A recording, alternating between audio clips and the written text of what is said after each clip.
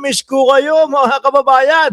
Eh bakit? Eh syempre ho, Biyernes Santo, Sabado de Gloria, tama ba? Sabado de Gloria? Oh, nag-replay lang ho tayo niyan mga bossing. Pero ngayon, pagkabuhay na po, game na ulit tayo doon sa ating araw-araw na pagla-live ho mga kababayan. Kaya po, kung kayo ay hindi pa nakasubscribe dito sa ating channel, eh dapat po pindutin nyo na po ang subscribe button upang sa ganoon, kayo po ay laging ino-notify ni YouTube pag mag-uumpisa na po tayo ng ating mga talakayan. At syempre mga bossing, shoutout ko muna yung kanina mga nandiyan si Ma'am BG Badjola, si Julian, si Smith Labud, sino pa nandiyan? Si Ardayan, yung buong Cereza Force family, Aurelia Adena, si Mario Prades, sino pa nandiyan? Si Sir Danilo Espejo, at yung walang sawang sumusuporta sa atin. Talikod ko nga to. Yung walang sawang sumusuporta sa atin na si Ma'am Chris Rose, si Shiro Kansaki, sino pa ba? Lahat ng araw-araw na nandiyan po. Si Max Safe, no? Sino pa nandiyan sa taas? Si Joel Q.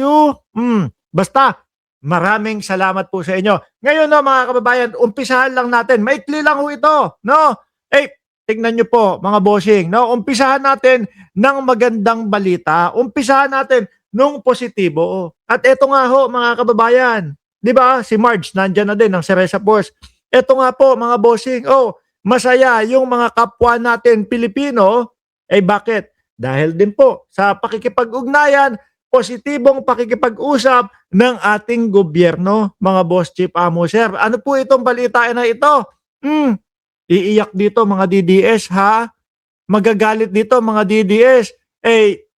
Si Tatay Digong lang ho kasi ang sa kanila, magaling, music stories. Sabi dito ng PH Defense Community, not an April Fool's joke. No? Tapos na yan eh. Abril na ngayon? 5 na.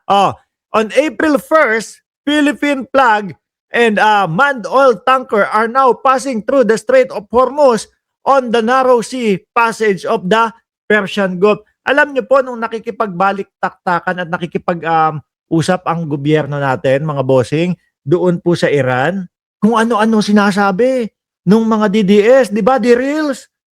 Kasi, wala yan, hindi magtatagumpay yan. Wala yan. Kaso, mga bossing, eto na po, nadaan sa maayos, matinong pakikipag-usap.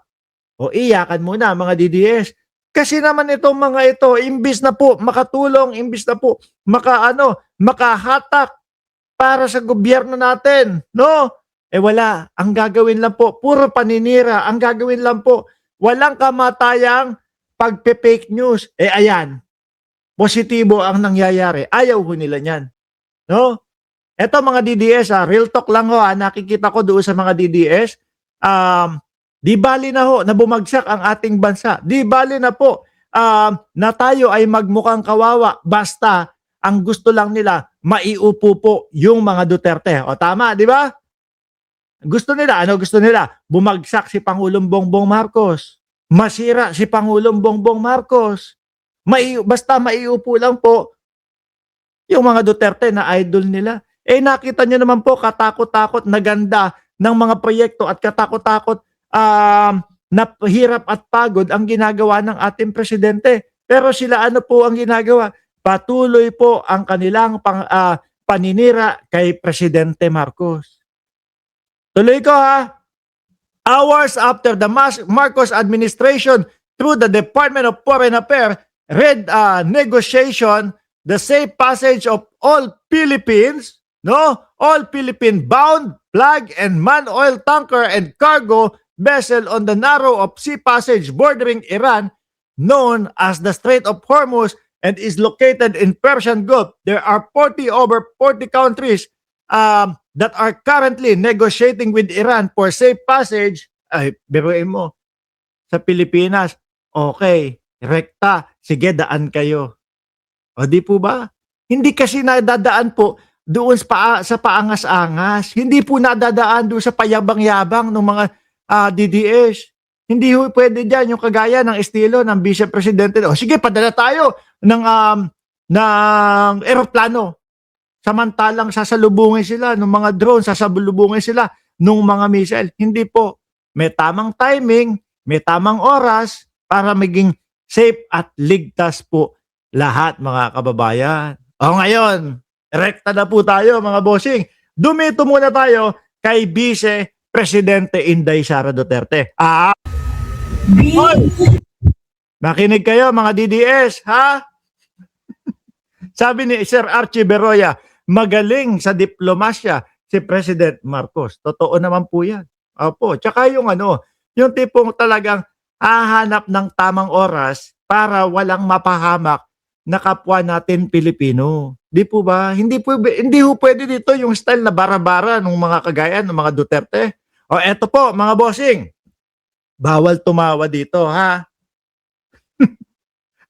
alam ko kayo, yung iba dito buwas na nakita na nag-i-speech po o nagsasalita ang Vice Presidente. Alam ko yung iba sa inyo ready nang tumawa eh.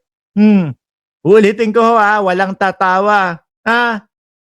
Saktong kinig lang tayo sa Vice Presidente. Pinagpapayuan yung mga DDS. Be kind.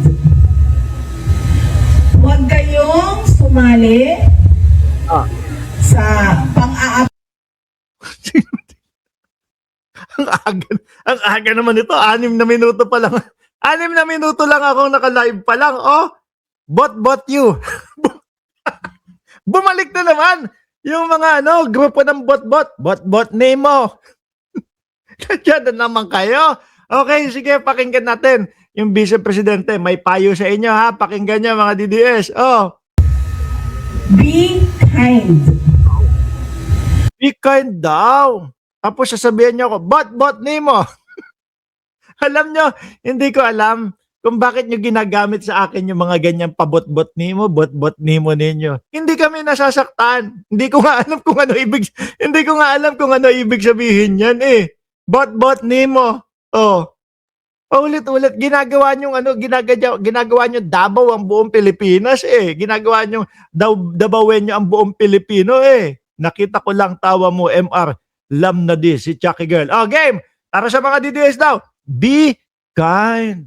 Huwag na ko tatawagin bot Nemo. Hindi. Matanong ko lang. Ano talaga ang ibig sabihin ng bot Nemo? Hindi ko ho alam. Kaya kung iniisip nila, masasaktan tayo dyan sa mga kagaya ng bot Nemo. Hindi ho. Pasensya na ho, mga kababayan. Huwag kayong sumali sa pang-aapi. O, narinig mo, Shiro Kansaki. Huwag daw sumali sa pang-aapi. Ha? Tuloy? Ganyan ba talaga mag-deliver ng speech? Parang nasa elementary. Mukhang nasa elementary naman po talaga ang Vice Presidente sa pagkakataong ito eh. Paninira. Putik na yan. Sandali. Oy, mga DDS. Narinig ninyo yung sinabi ng Vice Presidente, huwag daw kayong sumali sa mga paninira. Oh, di ba? Wag daw sasali sa paninira. Naku,